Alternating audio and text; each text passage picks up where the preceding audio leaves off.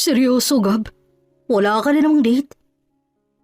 Tanong ni Marco habang magkasama silang nagkakape sa isang maliit na cafe malapit sa opisina. Umiling ng si Gabby at bahagyang ngumiti. Hindi ko priority yan ngayon. Tsaka kung para sa akin, darating din yan.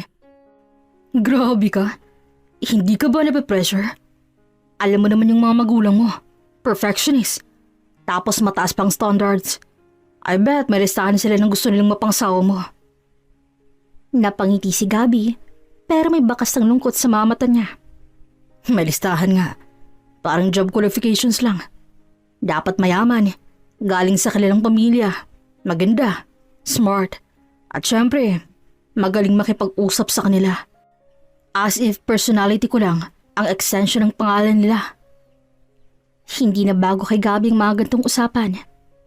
Lumaki siya sa isang pamilya na may pangalan at impluwensya ng industriya ng real estate. Ang ama niya ay kilalang negosyante.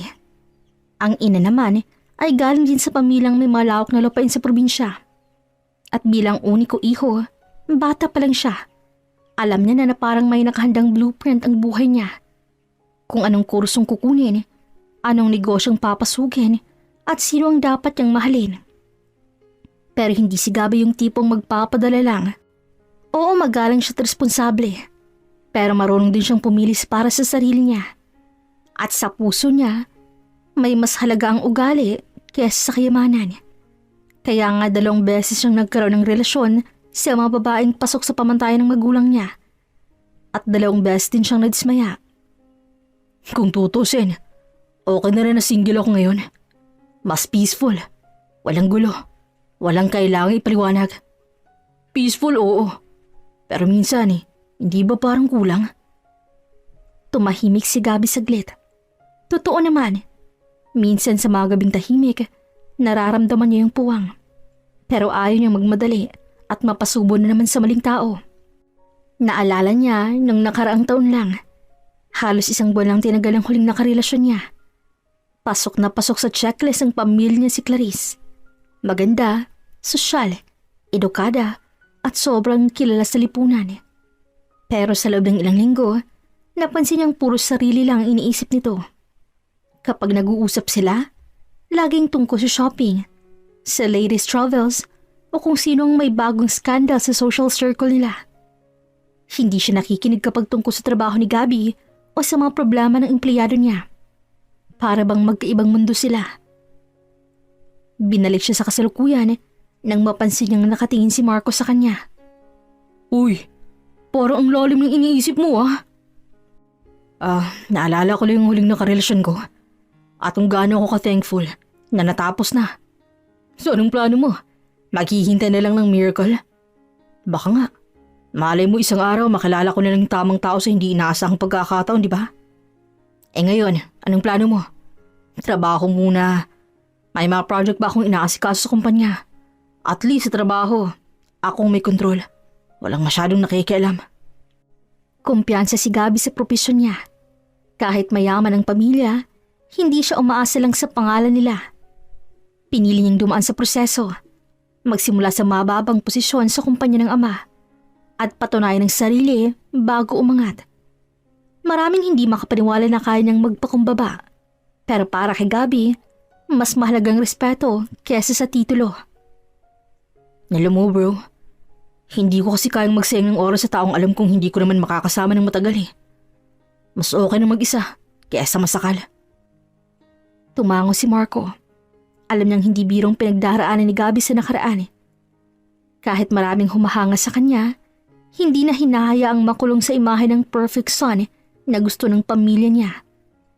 At kahit walang kasiguraduhan kung kailan darating ang taong para sa kanya, hindi siya nagmamadali. Para kay Gabby, mas mabuting maghintay kaysa magkamali. Kinahapunan, pagkababa pa lang ni Gabby mula sa kotse, agad niya na napansin ang kaguluhan sa harap ng kanilang bahay. Isang kasambahay nilang si Manang Lita ang nakayuko at umiiyak habang bitbit ang 2 malalaking bag. Sa gilid nito, nakatayo ang kanyang inang si Corazon. Nakita ang galit sa muka. Ang kapal talaga ng mukha mo! Mariing sigaw ni Corazon habang tinuturo ang matandang kasambahay. 6 na taon ka na rito, Lita. 6 na taon na kitang pinagkatiwalaan. Tapos gaganituhin mo lang ako? Nanakawan mo ako? Hindi ko akalaing magagawa mo to. Agad na kumunot ang noo ni Gabby at mabilis siyang lumapit. Mom, ano bang nangyari dito? Lumingon si Corazon sa kanya habang naniningkit ang mga mata. Nahuli ko yung silita sa kwarto ko. Nakabukas ang jewelry box ko at nawawalang isang set ng hikot kwintas. Ang kapal ng mukha. Hindi ko alam kung kailan pa siya nagsimulang magnakaw. Baka matagal na. Napatingin si Gabby kay Manang Lita. Halos hindi ito makatingin sa kanya habang nanginginig ang mga kamay habang yakap ang mga gamit. Manang, totoo ba to? Bakit mo naman ginawa yun? Sir, hindi ko po talaga yun gusto. Pero gipit na po ako. Nasa ospital po ang anak ko. Kailangan ng operasyon. Lumapit po ako sa mami at daddy niyo kanina. Humingi po ako ng tulong kahit umutang lang ako. Pero tinanggihan po nila ako. Wala na po akong malapitan, sir. Wala kang karapatang magnakaw. Kahit anong dahilan mo. Kung talagang kailangan mo, maghanap ka ng ibang paraan. Hindi yung papasok ka sa kwarto ko at kukunin ang gamit ko. Mom. Anak, hindi ka dapat magpapa-apekto at magpapadala sa matandang yan. Magnanakaw yan, Gabby. At kahit anong paliwanag pa niya, mali pa rin ang ginawa niya. Masyado ka kasing mabait sa mga tao, kaya nauuto ka. Pero hindi nakinig si Gabby sa galit ng ina. Ang iniisip niya ay ang mukha ni Manang Lita na halos wala ng lakas at ang boses nitong nanginginig habang sinasabi ang dahilan. 6 na taon na itong naninilbihan sa kanila, kasama sa lahat ng okasyon, sa hirap at ginhawa ng bahay nila. At ngayon ay nakikitang pinalayas na para bang wala nitong halaga. Dahan-dahan niyang hinugot ang kanyang wallet mula sa bulsa at binilang ang laman. Umabot iyon ng 50,000 at walang alinlangang iniabot ito sa matanda. Manang, tanggapin mo to. Panggamot sa anak mo. Kapag kulang pa, puntahan mo lang ako dito sa bahay. Ako nang bahala. Nagulat si Manang Lita, napahawak sa bibig at muling napahagulgol. Sir Gabby, hindi ko po alam kung paano ko kayo pasasalamatan. Wala po yun, Manang. Sige na, umalis na po kayo. Asikasin mo ang anak mo. Anak, hindi mo dapat binibigyan ng mga taong ganyan. Pinapamihasa mo lang ang mga tao. Huminga ng malalim si Gabby at tumingin sa ina.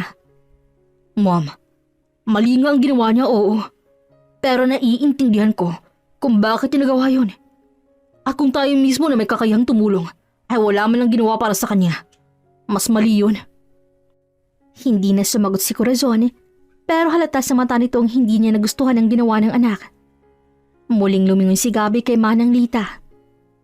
Manang, huwag ka nang umiyak. Ang importante ngayon, makalabas ospital ang anak mo at gumaling siya. Kapag okay na lahat, mag-usap po tayo. Tumango si Manang Lita at dahan-dahang umalis. Bit-bit ang mga gamit at ang perang binigay sa kanya.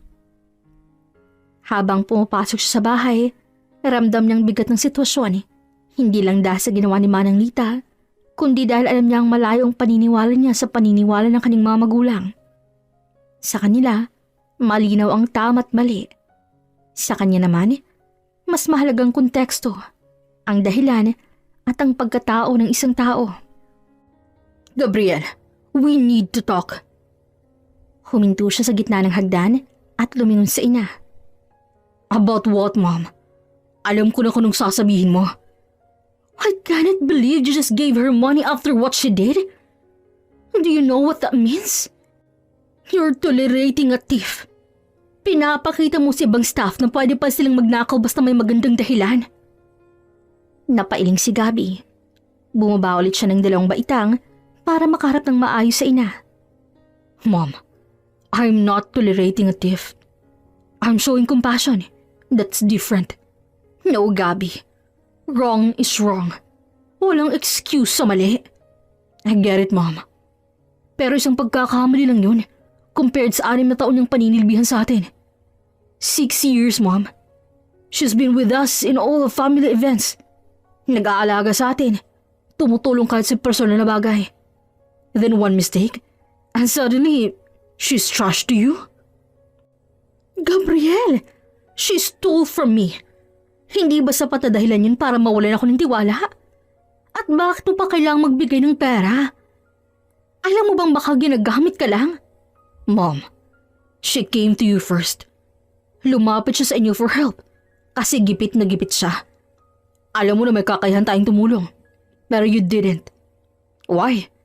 Because it's not my responsibility to solve everyone's problems.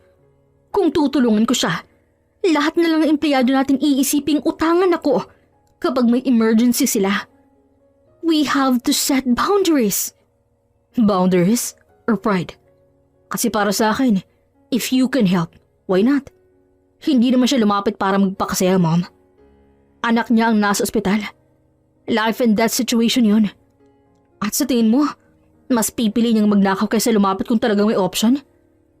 Gabi, you're too idealistic. The world doesn't work that way. You think you can save everyone, but you can't. I know I can't save everyone, Mom. But I can try to save someone when I have the chance. And Manang Lita, she deserves at least that from us. After all the years she served this family, she deserves our trust, our help, even just once. Umiling si Corazon at napatingin sa gilid. You're too soft, Gabriel. Sa negosyo, sa buhay, you have to be tough. I can be tough, Mom. I've proven that sa trabaho ko, sa mga deals, sa lahat ng challenges. Pero sa tao, especially sa mga taong matagal na nagpapakatapat sa atin, I choose to be kind. Kasi kung wala tayong awa, ano na lang tayo? Nagtagal katahimikan sa pagitan nila. Tanging tunog lang ng wall clock ang maririnig sa sala. Mom, I'm not asking you to agree with me. Pero sana maintindihan mo na sa ganitong sitwasyon, hindi lang pera o pride ang dapat iniisip. May mga taong wala ng ibang kakapitan. And if we turn them away, paano pa nila ipagpapatuloy ang paniniwala ng may mabuti pang tao sa mundo? I raised you to be responsible, Gabi. But I guess, you'll always have your own way of seeing things. Yes, Mom. And I'm grateful for the values you taught me. Pero part ng values na yun is to stand for what I believe is right. And right now, I believe helping her was the right thing to do. Hindi na sumagot si Corazon. Tumalikod na lamang ito at naglakad papalayo. Hawak ang nauna parang pagod na pagod.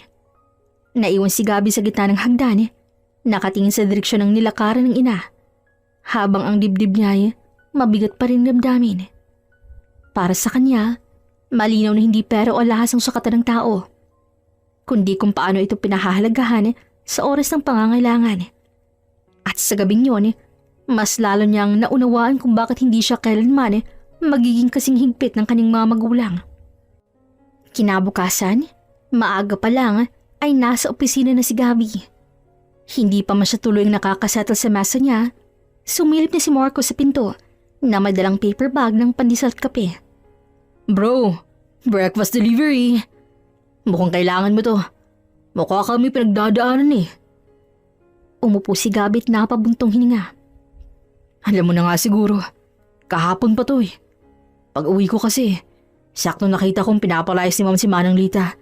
Yan nahuri raw niyang nagnanakaw ng alahas niya. Totoo ba?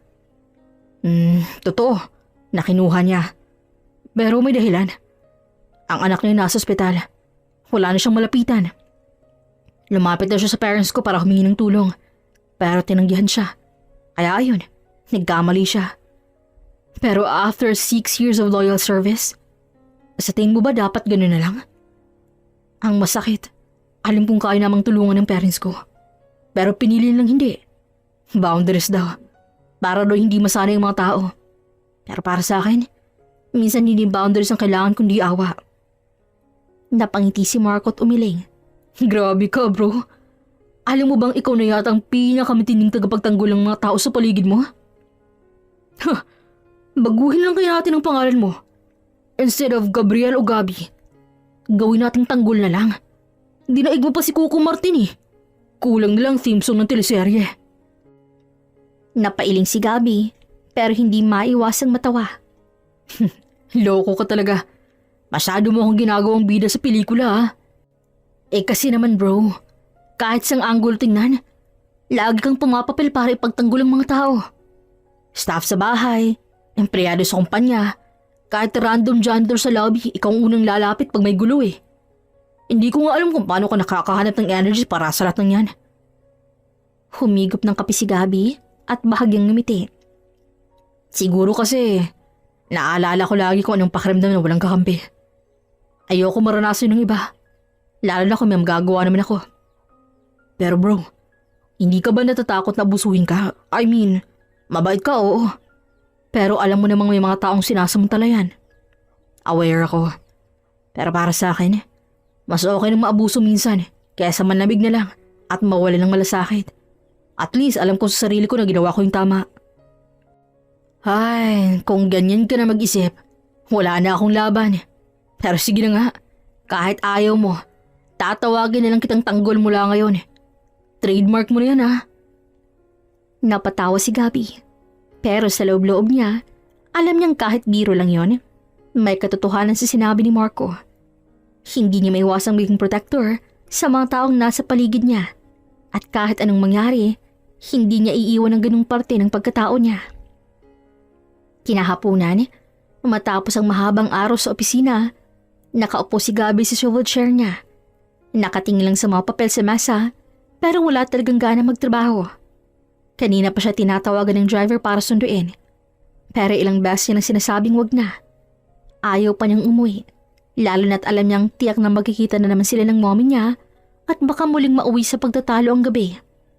Kaya imbis na dumiretso sa bahay, naisip niyang dumaan muna sa isang bagong bukas na restaurant na nakita niya online.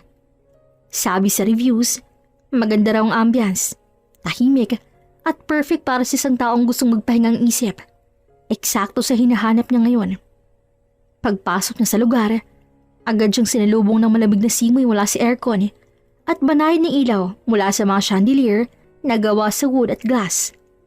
Hindi gaanong puno ang mga mesa at karamihan sa customers ay mukhang mga young professionals na nag-dinner after work.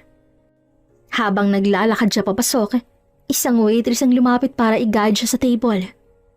Good evening sir, for one? Magiliw na bati ng babae kasabay ng pagngiti. Bahagyang natigilan si Gabby. Hindi niya alam kung dahil lang ba sa pagod niya kaya parang mas malinaw ang bawat detalye na nakikita niya ngayon. Pero napansin agad niya ang maamong mukha ng waitress. Maputi ito, may malambot na mata at may natural na ganda kahit simple lang ang ayos. Yes, for one. Sagot niya't sumunod sa kanya papunta sa table. Habang naglalakad, hindi niya maiwasang mapatingin sa maliit na badge sa uniforme nito. Nakalagay doon ang pangalang Gail. Pagkaupo niya, iniabot nito ang menu. Here's our menu, sir. Please take your time. I'll be back in a few minutes to get your order. Tumango si Gabby, pero habang binubuklot ang menu, ilang beses pa rin bumabalik sa isip niya ang nakita niyang pangalan. Gail. Parang kakaibang dating sa kanya ng pangalan na iyon. Parang may kasamang hiwaga na hindi niya maipaliwanag. Kinabukasan, parang may bago na namang routine si Gabby. Pagkatapos ng trabaho sa opisina, imbis na umuwi agad sa mansyon, dumiretso siya sa bagong bukas na restaurant kung saan niya unang nakilala si Gail. Sa totoo lang, hindi naman siya ganun kahilig kumain sa labas, lalo na kapag mag-isa lang. Pero iba na ngayon, may rason na siya. Pagpasok pa lang niya, agad ang hinanap ng tingin ng babaeng nagsisilbi sa kanya kahapon. At ayun nga, naroon si Gail, naka-uniform pa rin at mukhang abala sa pag-aasikaso ng ibang customers. Hindi alam ni Gabby kung bakit parang bumibilis ang tibok ng puso niya tuwing makikita ito. Good evening, sir. Bati sa kanya ng isang waiter na nakapansin sa kanya. Table for one? Yes. Same spot as yesterday, please. Sagot niya na parang sinasadya kasi mula doon, kitang-kita niyang bawat galaw ni Gail. Habang nag-aayos siya sa pag-upo, napansin niyang ngiti ni Gail nang mapatingin ito sa direksyon niya. Lumapit ito at siya mismong kumuha ng order ni Gabby. Good evening po, sir. Gabi? Wow, naaalala mo pa pala ako. Yes, Gabi. And ikaw, Gail? Sadyang binasa niyang matagal ang name tag nito. Napangiti si Gail. Ano pong order niyo tonight? Surprise me. Basta ikaw lang pumili. Okay po, sir. Pero baka po hindi niyo magustuhan. I doubt it. Lumipas ang ilang minuto at bumalik si Gail dalang pagkain. Habang nagdi-dinner si Gabi, napapansin niyang palimitong tumitingin sa kanya kapag dumadaan sa table. Hindi niya alam kung iniisip lang ba niya ito o totoo. Pero parang may kakaibang spark sa tuwing nagtatamang mga mata nila. At ganun nga ang nangyari sa mga sumunod na araw. Halos gabi-gabi, pagkatapos ng opisina, dumediretso si Gabi sa restaurant. Hindi naman siya laging nag-order ng marami. Minsan kahit simpleng pasta o kape lang, basta may dahilan lang para makita si Gail. Napansin na rito ng ibang staff. Minsan pa nga, biniro siya ng guard. Sir Gabi, pwede ka na mag-apply dito para mas madalas mong makita ang natitipuhan mo. Natawa naman si Gabi. Sa totoo lang, tamang hinala ng mga ito. Hindi pagkain ng habol niya rito. At sa bawat pagbisita niya, mas lalo siyang natutuwa kay Gail. Hindi lang dahil sa ganda nito, kundi dahil sa pagiging magaan kausap at natural na babait. May mga sandali pang nagkakaroon silang ng maliit na kwentuhan habang walang masyadong customer. At doon niya unti-unting nakikilala ang dalaga. Samantalang si Gail naman, naging parang laro na sa kanyang pag-obserba sa lalaking yon. Ang kilalang CEO na palaging headline sa mga business magazine at society page. Simula ng unang gabi na nagkaharap sila sa bagong bukas silang restaurant, napansin na niya kung gaano ito palaging nakatitig. Pero hindi naman bastos o nakaka-offend. May kung anong klaseng tahimik lang sa presensya nito na mahirap ipaliwanag. Kaya lang, hindi rin nakaligtas si Gail sa tukso ng pinsan niyang si Mika, na siya ring manager ng lugar. Uy, Bes! Pinsan! Sabay kindat ni Mika habang inaayos ang mga orders sa counter. Ilang beses na yatang bumabalik dito yung si Mr. Guapo CEO mo ah. Hindi kaya crush ka niyan? Napairap si Gail habang nilalagay sa tray ang dalawang order ng pasta. Mika, tigilan mo nga ako. Baka coincidence lang. Malay mo, gusto lang talaga yung food natin dito. Food? Eh bakit ikaw lang lagi niyang hinahanap pag andito siya? Yung iba nating waiter at waitresses, kayang-kaya namang kunin ng order niya. Pero ayaw niya. Lagi daw ikaw. Hindi na lang sumagot si Gail at naglakad na papunta sa table ni Gabi. Dala ang order na kape na pinarefill nito. Tahimik lang siyang ngumiti at nilapag ang taas sa sarap nito.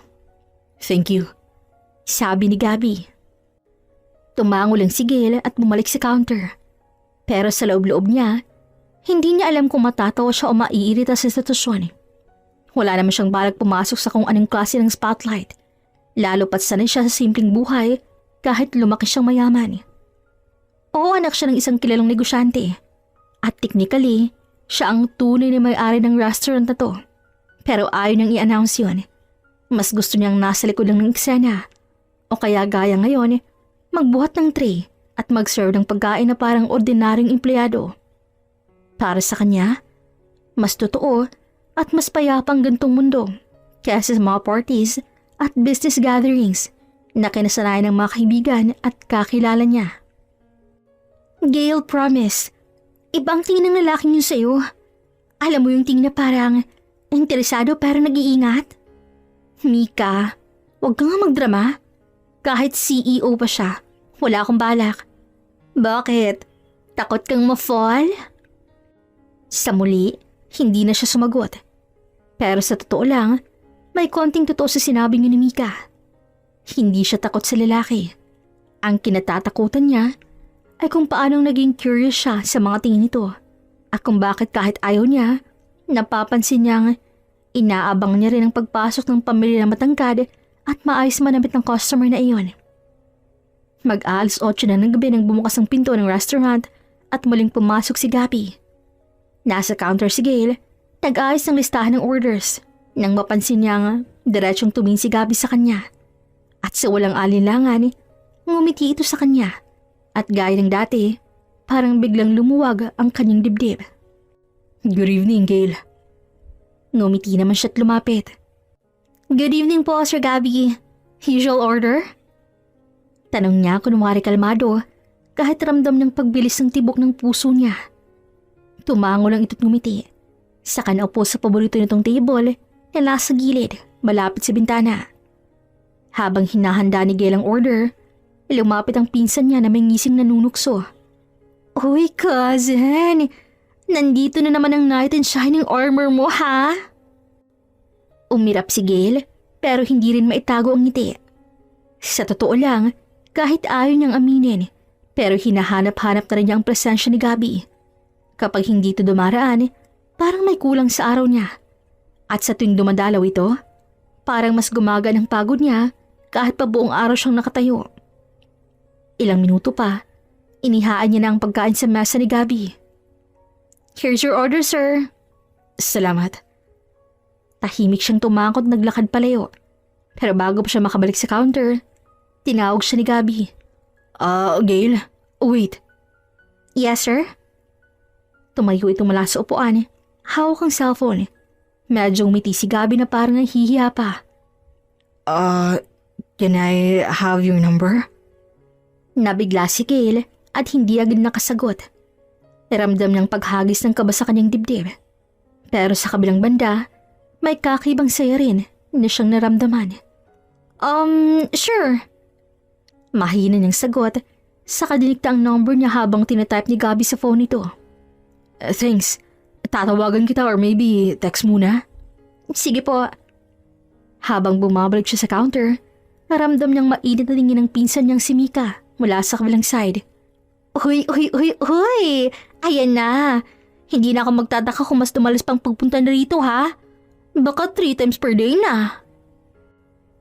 Hindi na lang niya yun pinansin. Pero sa loob-loob niya, sigurado siyang tamang hinala ni Mika. At sa gabing yon, habang tinitingnan si Gabing kumakain, hindi niya mapigilang ngumiti. Pag-uwi ni Gabi ng gabing yon, hindi niya na pinatagal pa. Kahit kakaalis lang niya mula sa restaurant, pakiramdam niya yung matagal niya nang hindi nakikita si Gail. Hindi siya sanay mag-text ng babae para sa gantong bagay. Sanay siya sa mga business message na maiksi, diretso, at walang halong emosyon. Pero ngayon, parang kailangan niyang mag-ingat. Ayaw niyang magmukhang masyadong aggressive. Pero ayaw rin niyang maging sobrang casual na baka isipin ni Gail na wala siyang interes. Sa huli, nag-type siya. Hi, this is Gabby. Yung customer mo kanina? Hi, alam ko. Ang gusto ko lang sabihin, masarap yung kape. Pero mas memorable yung nag-serve. Natigilan siya saglit matapos ipadala yon. Hindi niya alam kung sobra ba sa unang text. Pero bago pa man siya makapag-isip ng susunod na hakbang, nag-reply na si Gail. Ay nako, baka lumaking ulo ko niyan ha. Hindi masama kung may dahilan naman para lumaki. Habang nagpapatuloy ang usapan nila, napansin ni Gabing magaan kausap si Gail. Parang matagal na silang magkakilala kahit ngayon lang sila nagkaroon ng personal na komunikasyon. At sa bawat mensaheng natatanggap niya, mas lalo siyang nahuhulog si ideya na baka ato na nga yung babaeng hindi niya namalayang hinahanap niya. Tumagal ng halos isang buwan ng ganong sistema nila. Ang araw-araw na palitan ng mensahe. Minsan simpleng good morning lang mula kay Gabby. Minsan naman mahabang kwentuhan hanggang madaling araw. Minsan kapag break ni Gail, biglaan lang itong magpapadala ng litrato ng kape o cake sa counter. At sabay naman yun ni Gabby ng simpleng biro o ng papuri. Sa paningin ni Gabby, naging parte na ng routine niya si Gail. Kapag may mahaba siyang araw sa trabaho, sapat na makita niyang pangalan nito sa notifications para gumaan ang pakiramdam niya. At kapag hindi agad nagre-reply si Gail, nahuhuli niyang tinitingnan pa ulit-ulit ang phone niya na para bang isang high school boy na hinihintay ang sagot ng kanyang crush. Hanggang isang gabi, habang nakahiga siya sa sofa at kagagaling niyang sa meeting, kinuha niya ang phone at nag-type. Gail, free ka ba this weekend? Depende. Bakit? Kasi gusto kitang yayaing mag-dinner. May ilang minuto ring walang reply. Ramdam ni Gabing bahagyang kaba habang naghihintay. Pero nang dumating ang sagot, tila gumaan ang kanyang dibdib.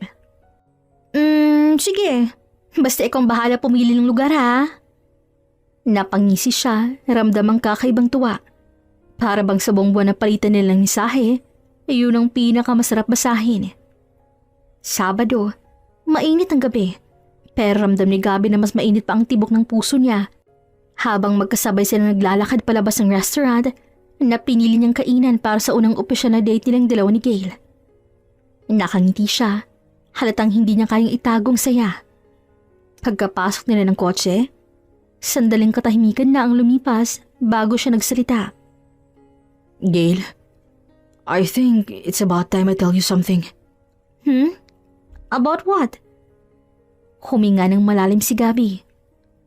I like you. No, scratch that. I've liked you since the first time I saw you in that restaurant.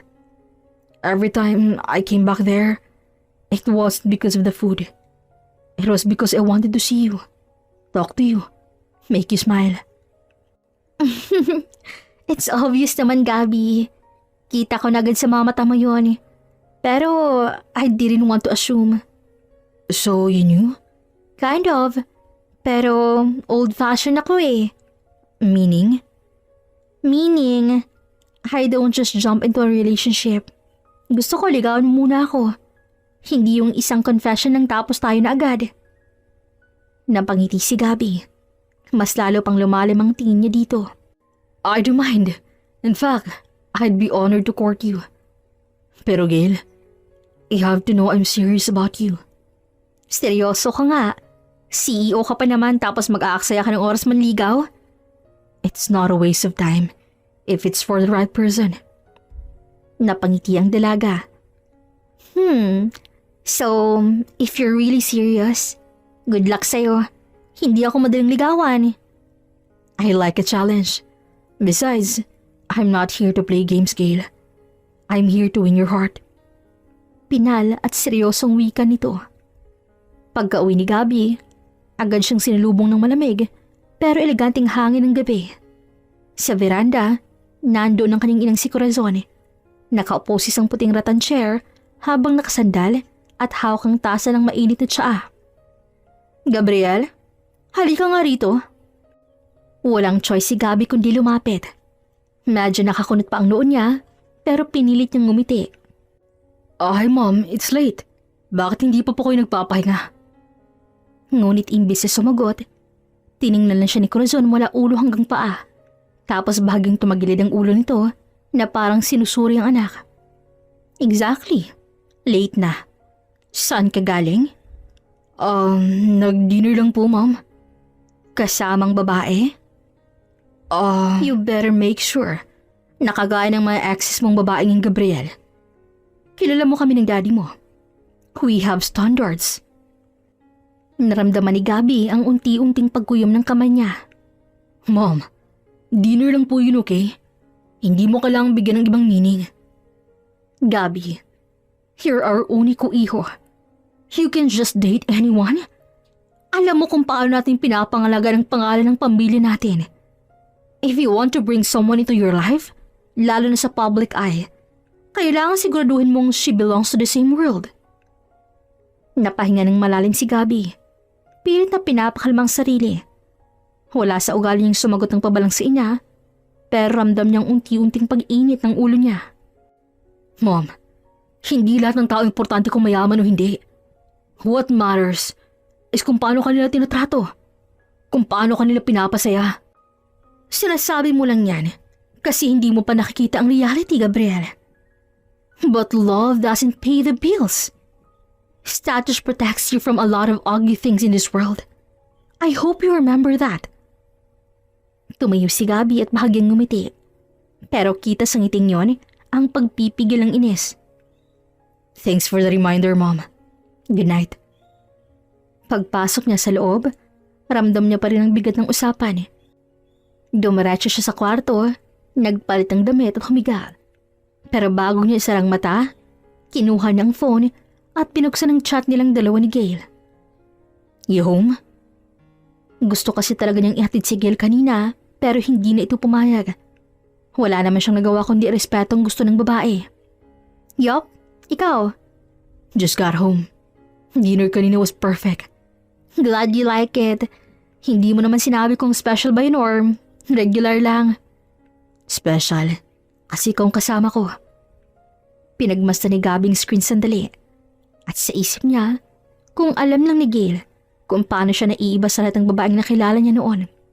Wala itong arte, wala ring pakialam kung CEO siya o hindi.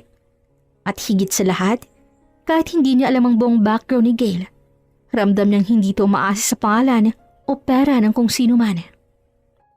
Pero naaalala niya rin ang sinabi ng ina. Pero habang patuloy sila nagpapalitan ng mensahe, mas lalo lang tumibay ang desisyon ni Gabby sa loob-loob niya na hindi nahahayang sira ng expectation ng pamilya niya ang relasyon na unti-unti nilang binubuo ni Gail. Pagkatapos ng halos 7 buwan ng panliligaw, sa wakas ay sinagot na rin ni Gail si Gabby. Hindi naging madali para si binata ang proseso. Mula sa pagbibigay ng bulaklak tuwing Biyernes ng gabi hanggang sa pagdadala ng kape sa restaurant ng umaga bago ito magbukas. Alam ni Gabby ang old-fashioned si Gail at yun mismong nagustuhan niya. Yung hindi pa dalos-dalos, yung tipong dadaan muna sa matamis na panliligaw bago sumagot. Pero kahit gaano siya kasaya, may isang lihim siyang tinago. Hindi niya pinalam sa mga magulang niya na may girlfriend na siya. Alam kasi niya kung gaano ka ma-pride ang mga ito pagdating sa estado sa buhay. Lahat ng ex-girlfriend niya noon ay galing sa prominenteng pamilya. At alam niyang baka kwestiyonin ng mga ito ang pakikipagrelasyon niya sa isang waitress. Pero sa kabila niyon, nagtagal pa rin sila at umabot ng 1 taon ang kanilang relasyon. Hanggang isang araw, mainit ang tanghali at medyo maraming tao sa restaurant kung saan naroon si Gail. Nasa loob sila ng maliit na opisina sa likod, kausap si Mika tungkol sa bagong supplier nila ng seafood nang kumatok si Noel, isa sa mga waiter. Miss Gail, may naghahanap po sa inyo sa labas. Nasa corner table po siya. Sabi, importanteng makausap po kayo. Nagkatingin silang dalawa ni Mika. Sino daw? Hindi po niya sinabi, ma'am eh. Pero mukha po siyang sosyal. Napataas ang kilay ni Gail pero ngumiti na lang. Sige, isasaglit ako. Paglabas niya mula opisina, agad niyang napansin ang babaeng tinutukoy ni Noel. Nasa pinakadulong sulok ito ng dining area. Nakaupo na parang reyna sa trono. Straight ang likod, naka-cross legs, at suot ang isang mamahaling dress na halatang hindi mo mabibili basta-basta. May hawak itong baso ng tubig, pero halatang hindi talaga uminom, kundi para magbigay ng hint na kanina pa siya naghihintay. Hindi alam ni Gail kung sino ito, pero ngumiti pa rin siya at lumapit. Good afternoon po, ma'am. Ako po si Gail. May kailangan po ba kayo? Tiningnan siya ng babae mula ulo hanggang paa na para bang may sinusukat. Nang makita ang badge na suot ni Gail, bahagya itong ngumiti. Ngiting hindi mo alam kung totoo o plastic. So it's you. I'm Corazon, Gabby's mom. Parang sandaling tumigil ang tibok ng puso ni Gail. Hindi niya inaasahan yun. Po? Yes, dear. I'm Corazon, mother of Gabriel. I suppose you're... What? His girlfriend? Medyo kumabog ang dibdib ni Gail. Pero pinilit niyang manatiling kalmado. Opo, I mean, we've been seeing each other. Oh, really? That's interesting. Alam mo ba, I'm actually a little hurt. Imagine, my only son not even introducing his special someone to us? Para bang tinatago ka? You see, dear, in our family, we make it a point to meet everyone important to Gabriel. Kaya I was so surprised when I had to find out about you like this. Ramdam ni Gail ang kakaibang bigat sa bawat salitang binibitaw nito. Pero pinilit ng maging magalang. I'm sorry po if hindi pa niya kayo nagpakilala. At ako rin po. Maybe he's just wants the right timing. Right timing? Sweetheart, if my son is serious, there's no such thing as wrong timing. Unless He knows we might not approve. I'm sure po Gabby just wants to do this properly. Sumandal si Corazon sa upuan at pinasadahan ulit ng tingin si Gail. You seem polite. That's nice. But let me tell you something, dear. Our family, we have standards. Hindi basta-bastang sinasama namin sa pamilya. I do hope you understand. Pero napag-uusapan naman yun eh. Kung talagang nagmamahalan kayong dalawa. I understand po. And with all due respect, ma'am, I'm not after your approval because of status. I care about Gabby, not what he has. Isang matagal na titigan ang sumunod. Sa dulo, tumayo si Corazon at inayos ang bag. We'll see about that, dear.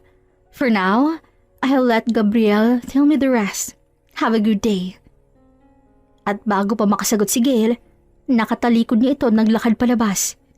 Iniwan siyang nakatayo sa gitna ng restaurant na may halong kaba at inis sa dibdib. Pagkaalis ni Corazon, pakiramdam ni Gail ay parang biglang bumigat ang paligid. Kahit nakangiti pa rin siya sa huling customer na sumabay sa paglabas nito, ramdam niyang parang may naiwan na tensyon sa hangin. Hindi niya aakalaing makikita niyang ina ni Gabby sa ganitong paraan. At sa totoo lang, hindi pa siya handa. Tahimik siyang bumalik sa counter. Pinipilit gawing normal ang lakad niya. Pero napansin agad ng Mika ang kakaibang ekspresyon ng kanyang muka. Uy, sino yun? Yung babaeng nakaklase ng damit at may mahaling bag na parang pang mall tour lang sa Europe? Huminga ng malalim si Gail bago sumagot.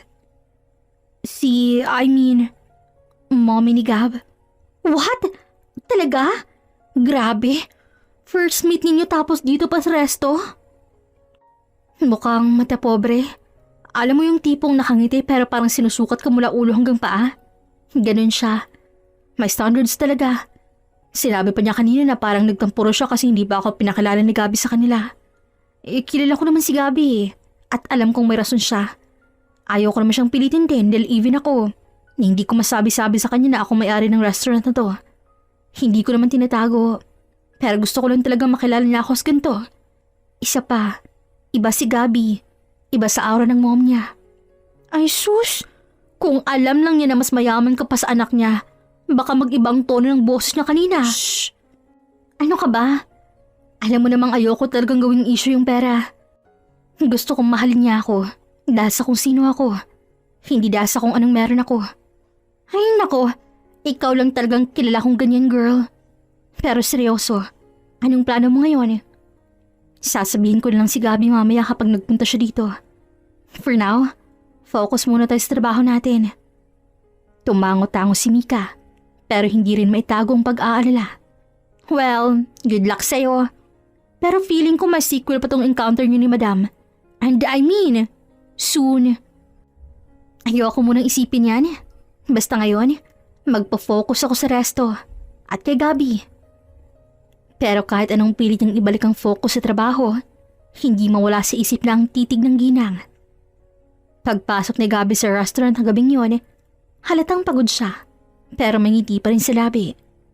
Nakasuot pa siya ng office attire, malinis at maayos, at daladalang maliit na paper bag na mukhang galing sa isang bakery.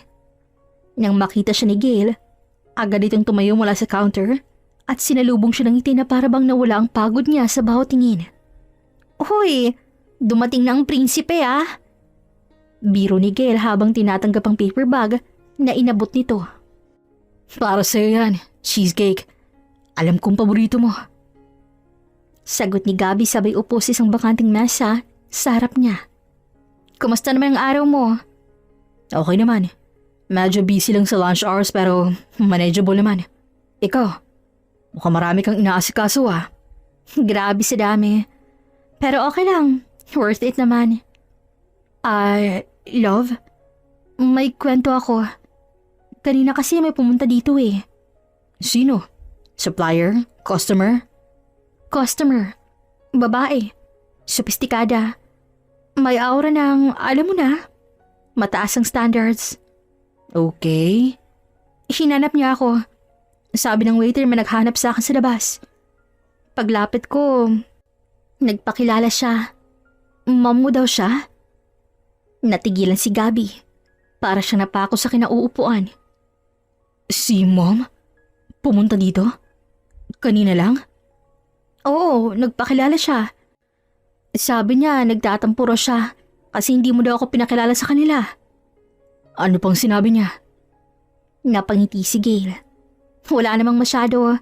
More on casual talk lang. Alam mo yung tipong friendly pero ramdam mong may hinahanap siya? Parang may checklist sa utak niya eh. Nagbuntong hininga si Gabby at napahawak sa sentido. Diyos ko. Hindi ko akalain na pupunta siya rito nang hindi man nagsasabi sa akin. Tinapik ni Gail ang kamay niya, saka marahang hinaplos yun. Hey, okay lang. Wala namang masamang nangyari. Nag-usap mo talaga kami sandali. Pero love, kilala ko si Mom. Kapag ganyan, ibig sabihin may iniisip na siya. At hindi ko gusto ko ano man yun. I can handle it. Besides, hindi naman niya alam ang lahat tungkol sa akin eh. You sure? Positive. Hindi naman ako basta-basta na-apekton sa mga ganyang klaseng tao. Sanay ako sa customers na may attitude, di ba? Napabuntong hininga si Gabby at ngumiti ng bahagya. Still, sorry. Dapat kasi pinakilala kita noon pa. Kaso kilala mo ang parents mo. And honestly, I get it. Hindi naman ako nagmamadali sa part na yun eh. Kung darating tayo sa puntong yun, gusto ko handa ka at hindi dahil napilitan ka. Salamat, Gail. Pero kahit ganoon, sa loob-loob ni Gail ay ramdam niyang bigat ng encounter kanina.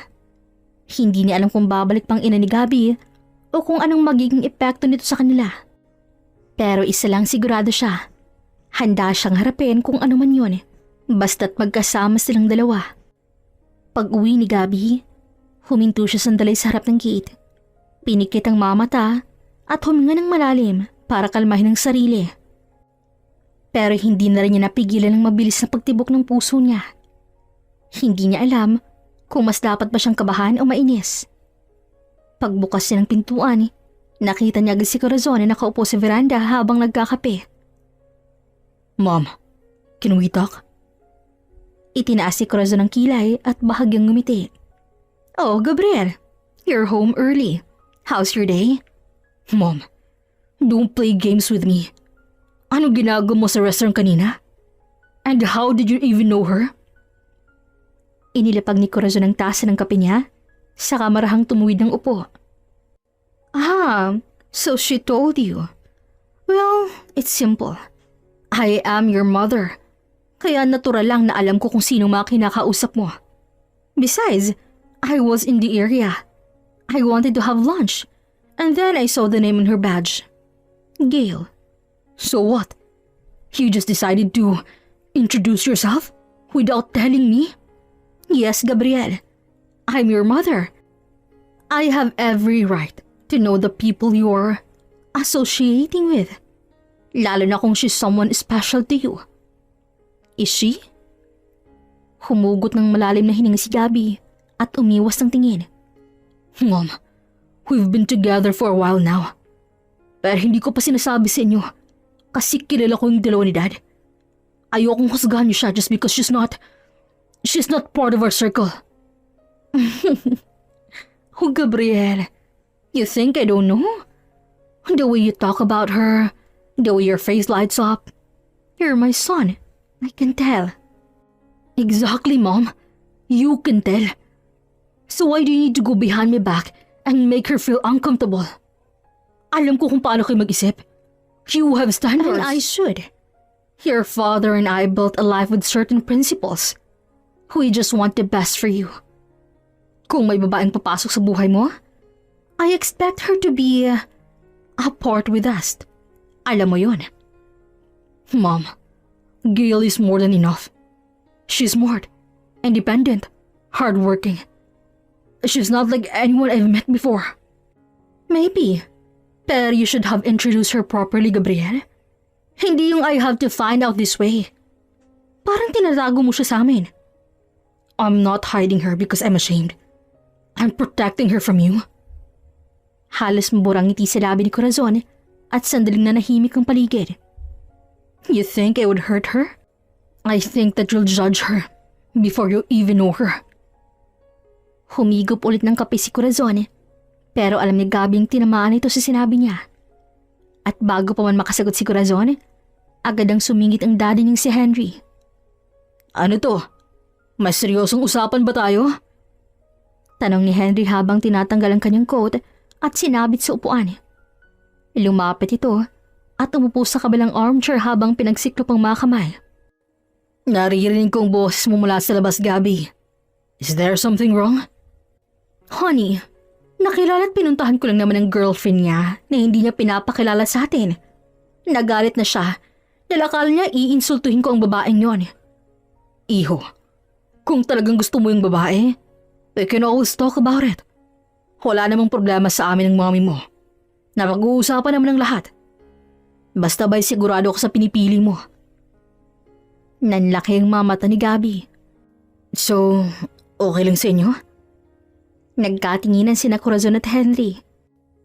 Of course, Iho. Basta makilala namin siya ng mas mabuti. We just want what's best for you. Thank you, Mom. Dad, this means a lot. Masayang wika niya sa mga ito. Pero sa likod ng mga ngiting yon, hindi alam ni Gabby na may tahimik na kasunduan ng kanyang mga magulang. Isang planong hindi niya magugustuhan kung sakaling lumalim pang relasyon ng dalawa ni Gail. Agad namang nawala ang ngiti sa labi ni Corazon nang umalis si Gabby sa harapan nila. Si Henry na may nakataas lang ang kilay. You really went there? Just to see the girl? Of course. I had to see for myself who's been distracting my son for more than a year now. And? She's polite, composed, pretty enough I suppose. But she's not our kind, Henry. I could see it in her posture and the way she speaks. She doesn't belong here. Gabby seems happy, which is exactly the problem. You know him. When he wants something, he fights for it, no matter who stands in his way. If I tell him outright that I disapprove, he'll just hold onto her tighter. That's why I'll make sure she walks away on her own. And how do you plan that? Oh, I have my ways. People like her, they don't stay when they feel they don't belong. I'll make her feel exactly that. She'll realize soon enough that she's not fit to be part of this family. And when that happens, she'll leave without me ever having to say a word to Gabby. Pinalitong sabi, kasabay ng isang mapaninlang na ngisi. Simula noon, pinakilala na nga ni Gabby si Gail sa mga magulang niya. Naging espesyal ang gabing yun para kay Gabby na proud siya na finally makikilala na ng mga parents niya ang babaeng minamahal niya. Maayos ang setup ng dinner sa malaking dining area ng bahay. Kumpleto sa kandila at mamahaling wine. Pagdating ni Gail, maayos ang bis nito, simple pero elegante. Ngumiti siya ng maayos sa mga magulang ni Gabby at magalang na bumati. Good evening po, tito, tita. Magiro na bati ni Gail habang iniabot ang isang maliit na kahon na may lamang imported chocolates bilang pasalubong. Oh, Gail. Nice to finally meet you. Yes, welcome to our home. Sa harap ng mesa, magaan naman ang usapan kahit puro lang achievements ni Gabby at sa pamilya nila ang binabanggit ng mga ito. Na parang wala silang balak kilalanin si Gail at balak na nilang ipaalam sa dalaga kung anong klaseng pamilyang papasukan nito. Pagkatapos ng dinner, nang magpaalam na si Gail at magpasalamat, umuling ngumiti ang mag-asawa. Pero pagkasara ng pinto, para bang agad na nagbagong hangin sa buong bahay. She's nice, but so out of place. I can't even. We can talk about this later. Gabby's still around. I'm telling you, Henry, I will make sure she leaves on her own. Sa ikalawang anibersaryo nila, mas pinili ni Gabby gawing intimate at tahimik ang okasyon. Walang ingranding setup, walang mabisita, walang camera crew. Just them. Nasa isang private garden sila sa isang maliit na resort sa labas ng lungsod. Maliwanag ang buwan at may ilaw na parang mga bituin sa paligid. Tahimik silang kumakain habang pinagmamasdan ni Gabby ang mukha ni Gail. Kita niyang say sa mga mata nito at ramdam niyang iyon na ang tamang oras. Hindi na siya naghintay pa. Tumayo siya, hinila ng dahan-dahan ng upuan ni Gail para tumayo rin ito. Love? Mahinang sabi ni Gabby habang nakaluhod na sa kanyang harapan. Hawak ng isang malit na kahon. Nanlaking mga mata ni Gail, kita sa mukha nito ang halong gulat at kaba. Gabby, anong ginagawa mo? Binuksan ni Gabby ang kahon at doon sumilang isang simpleng diamond ring. Hindi yun sobrang laki, pero elegante at sakto lang para sa daliri ni Gail. Gail, we've been together for 2 years. I know maybe for some people, it's too soon. But not for me.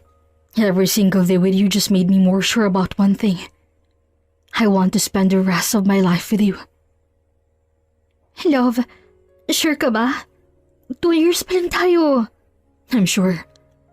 I was sure the moment you said yes to being my girlfriend.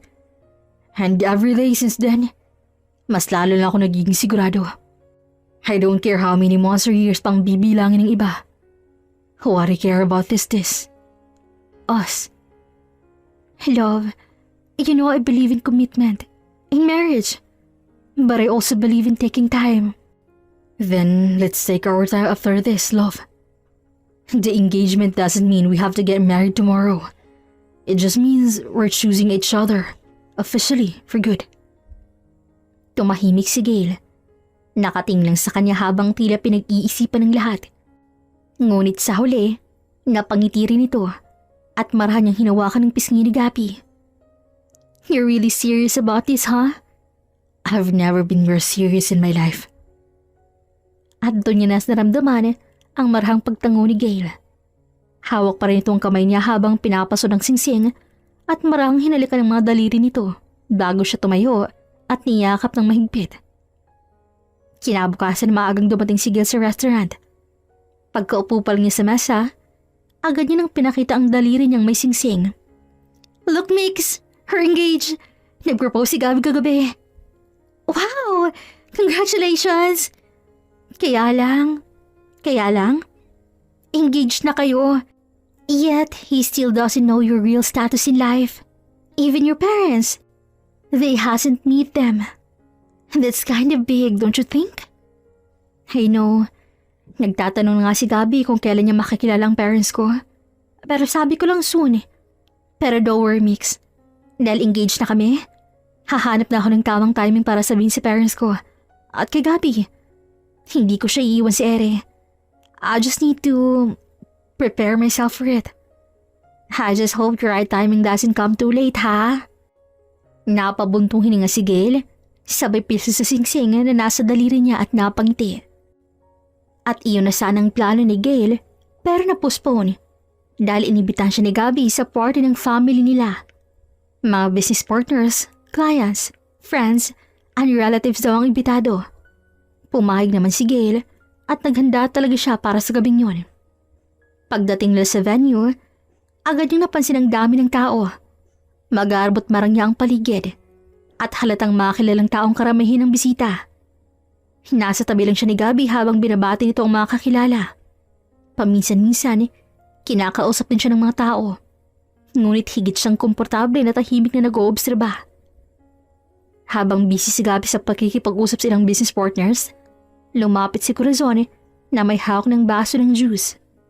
Oh, Gail! Anito, pero bago pa siya makasagot, bigla nilang nabuhusan ng juice ang harap ng kanyang gown. Oh, I'm so sorry, dear. Hindi ko sinasadya. Oh my gosh, nabasa ka tuloy. It's okay, tita. Hindi mo naman po sinasadya. Uuwi na lang po siguro ako. Tatawagin ko lang po si Gabby. Oh, don't bother Gabby. He's busy entertaining the guest. You can stay in the party like that, soaking wet. If you want, I have an extra dress upstairs you can wear. Huwag ka nang umuwi. Medyo nabigla si Gail, pero ayaw niyang gumawa ng eksena. Kahit pakiramdam niya may kakaiba sa ngiti ni Corazon. Ngumiti na lang siya tumango. Okay po tita, thank you. Tinawag ni Corazon ng isang kasambahay para samahan si Gail sa isang silid sa itaas. Habang naglalakad, hindi may iwasang maramdaman ni Gail na para bang may ibang intensyon ang binantubi niya. Ngunit sa halip na isipin yun, pinili niyang mag-focus na lang sa pagpapalit ng damit Iniisip na baka talagang aksidente lang lahat. Habang nagbibihis si Gels mag-isa sa kwarto, ganoon na lamang ang gulat niya nang bumukas ang pinto at pumasok si Corazon. Mamaya mo na isuot ang extra dress, Iha. Wear this first. Habang nakatingin si Gil sa pulang kasuotang iniabot sa kanya, ramdam niyang panginginig ng kanyang kamay. Hindi yun basta simpleng dress. Masyado itong hapit, maikli at lantad. Para bang hindi siya dadalo sa isang formal na party, kundi sa isang bar na may live performance. Para saan po to? Surprise number for Gabi. And para na rin sa amin. Po? Hindi po ako nasabihan tungkol dito. And I don't think it's appropriate po na magsayaw kasarap ng lahat. It's not really my thing. Iha, this is a tradition in our family. Lahat ng naging girlfriends ni Gabi dumaan dito. And since ikaw na ang fiancé niya, it's a must. Gusto mo bang isipin ng pamilya at mga bisita na wala kang respeto sa nakagulian namin? You want to be accepted in this family, right? Then show us you deserve to be here. Napakagat labi si Gail. Huminga siya ng malalim at kinuha ang pulang damit. Alright, I'll do it. Nang maisuot niyang damit, halos hindi siya makatingin sa salamin. Hindi niya yun estilo. Parang unti-unti siyang binubura at napapalitan ng isang taong gusto lang nilang ipakita. Nararamdaman ni Gail ang panlalamig ng kanyang mga palad habang mahigpit siyang hinahatak palabas ang silid ng mommy ni Gabi. Hindi siya makapaniwala ang pumayag siyang isuot ang pulang damit na iyon na masyadong maiksi, masyadong hapit at masyadong bulgar para sa isang formal na party. Pagbukas ng pinto patungo sa main hall, agad na sumalubong sa kanyang liwanag ng mga chandeliers at ang bulungan ng mga tao. Ang mga bisita ay agad na napatingin sa kanya at sa bawat hakbang niya, ramdam niyang mga matang sumusuri mula ulo hanggang paa. Ang mommy ni Gabi ay nakangiti lang habang marahang tinutulak papasok sa gitna ng maluwag na dance floor. Here she is! Stand here, Iha. Bago pa makapagsalita si Gail, biglang umalingaw sa speakers ang malakas na tugtugin. Isang uri ng musika na walang duday, bagay lamang sa isang club o bar, hindi sa isang formal okasyon. Lalong nagbulungan ng mga bisita. May ilan pang napahawak sa bibig sa gulat at ang iba'y nagingitian na parang may hinihintay na eksena. Hindi niya mahanap si Gabi sa dami ng tao, pero ramdam niya ang pag-iinit ng kanyang pisngi sa kahihiyan. Sa kabilang banda naman, naroon pa rin ang ingay ng party habang naglalakad si Gabi pabalik sa main hall matapos makipag-usap silang bisita. Kanina pa niyang hinahanap si Gail. Nakipag-usap lang siya saglit sa mga bisita, pero paglingon niya ay wala na ito. Wala sa paligid ng pool, wala rin sa veranda. Nagpasya siyang lumabas sandali, baka sakaling nasa kotse ito, ngunit wala rin. Nagsimula na siyang kabahan. Pagbalik niya sa hallway, isang kakaibang tugtog ang sumalubong sa kanya. Malakas, mababang tono, at walang dudang pang bar. Nanlamig ang pakiramdam niya nang marinig ang boses ng ina mula sa loob ng venue. Ladies and gentlemen, let's all welcome Gail. Parang may malamig na tubig na binuhos sa kanya. Mabilis niyang binaybay ang pasilyo. Pagpasok niya sa main hall, doon niya nasilayan si Gail. Nasa gitna, nakasuot ang matingkad na pulang damit na alam niyang hindi nito pipiliin kailanman. Ang tela ay manipis, ang hiwa sa hita ay halos umabot sa balakang.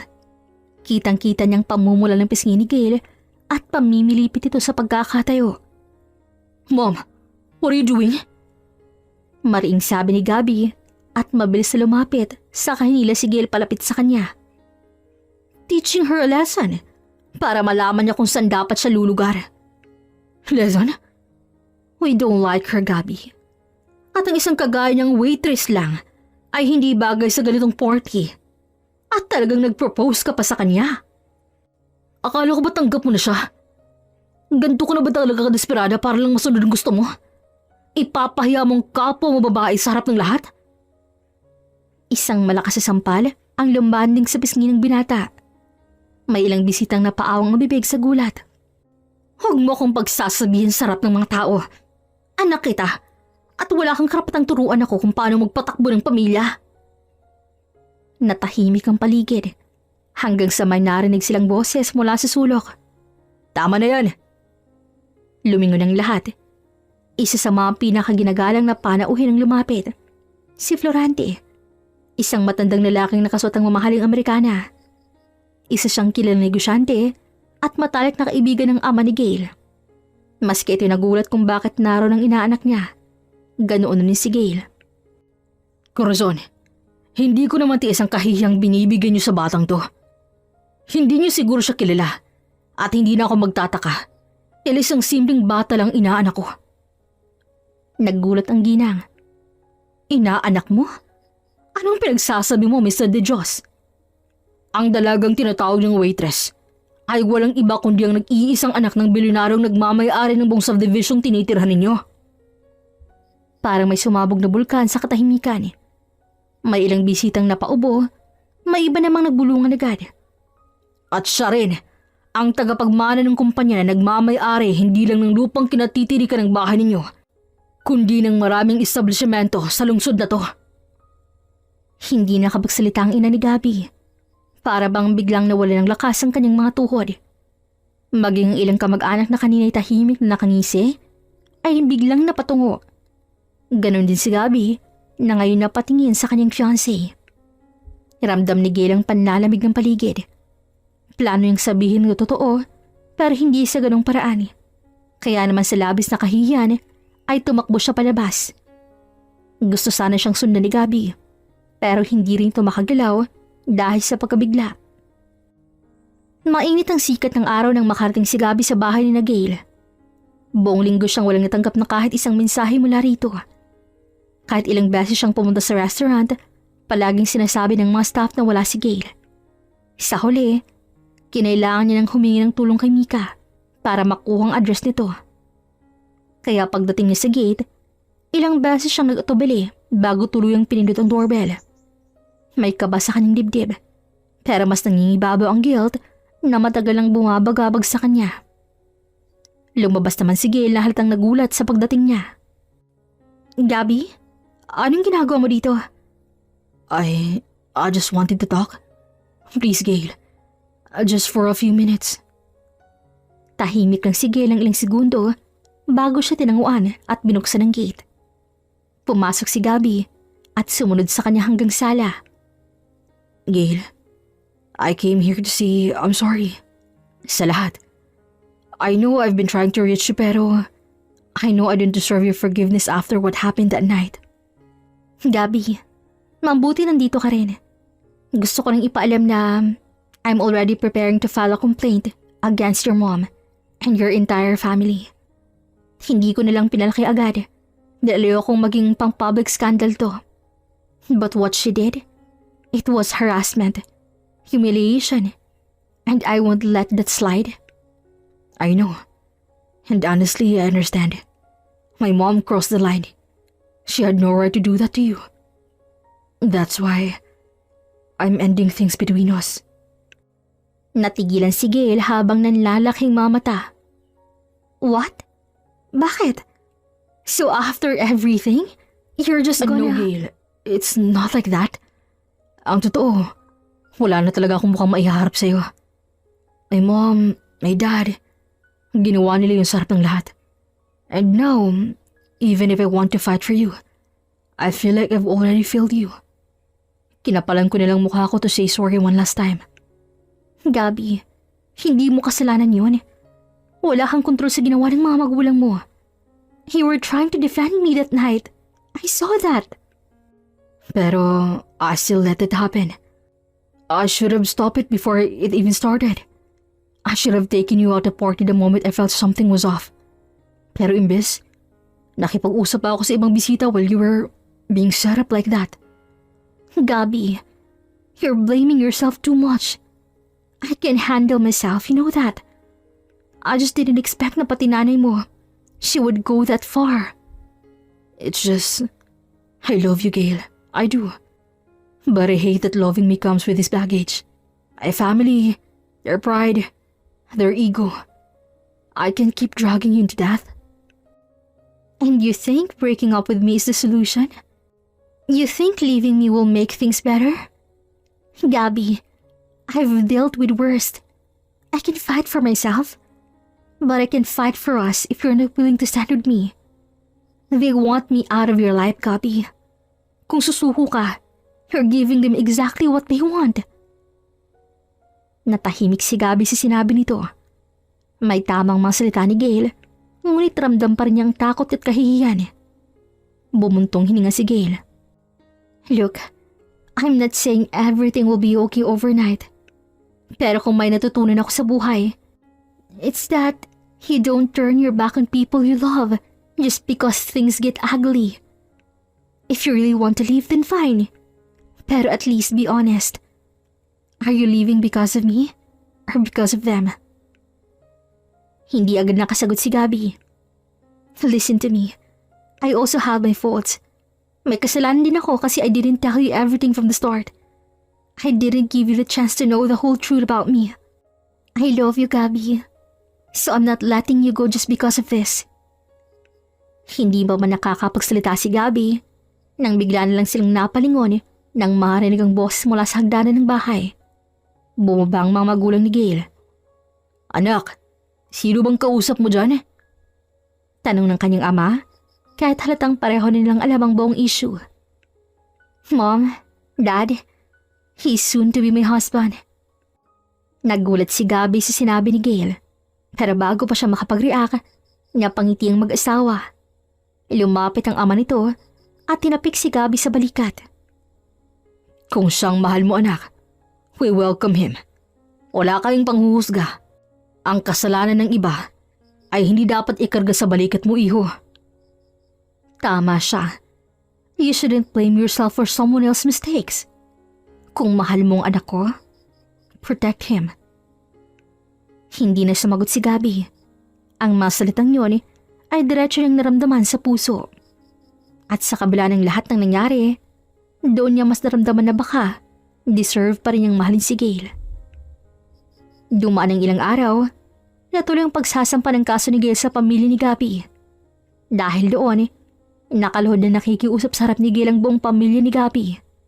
Ang ina, ang ama, at maging ang ilan pang kamag-anak na minsang nagtaas ng kilay at nagpahiya sa kanya. Gail, please, patawarin mo na kami. We were wrong. Hindi ka namin binigyan ng respeto na deserve mo. Wala kaming karapatang gawin sa iyo ang ginawa namin. Tahimik lamang na nakatingin si Gail sa kanila. At imbis sa pahirapan pa sila o ipahiya tulad ng inabot niya noon, isa lang gusto niya. Ang mag-online public apology ang mga ito sa buo ng pamilya. Kahit ganoon ang nangyari, pinalaki pa rin siyang tama ng mga magulang niya. At pamilya pa rin sila ng lalaking minamahal niya. Parang binuhusan ng malibing na tubig ang lahat. Pero wala ni isang umangal.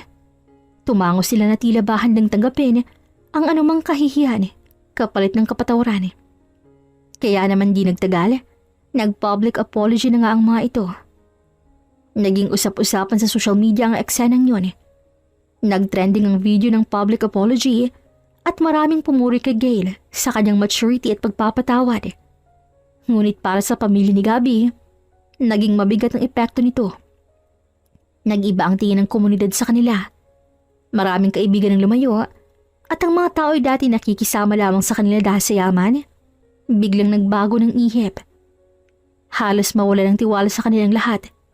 Pero sa kabila nito, hindi iniwan ni Gail ang pamilya ng binata.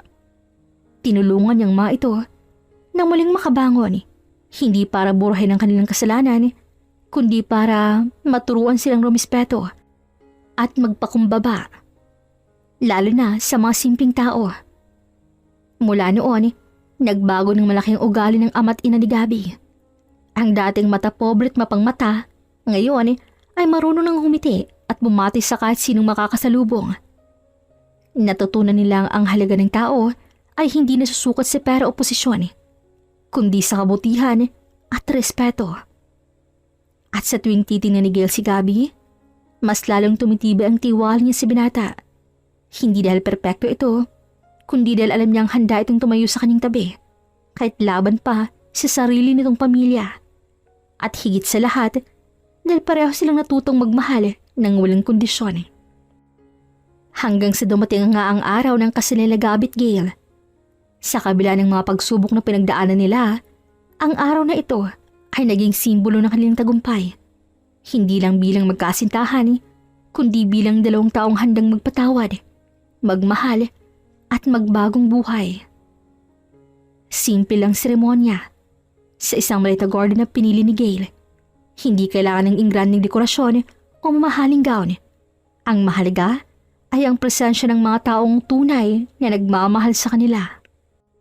At isang taon ang lumipas, si Gail at Gabby, kasamang munting anghel nila, ay nagsimula ng isang bagong buhay na mas masaya, mas matatag, at higit sa lahat, puno ng pagmamahalan at respeto mula sa pamilyat mga taong tunay na nagmamahal sa kanila. Hanggang dito na lamang po. This is Regine here in Miss Teen Stories. Daghan kaayong salamat!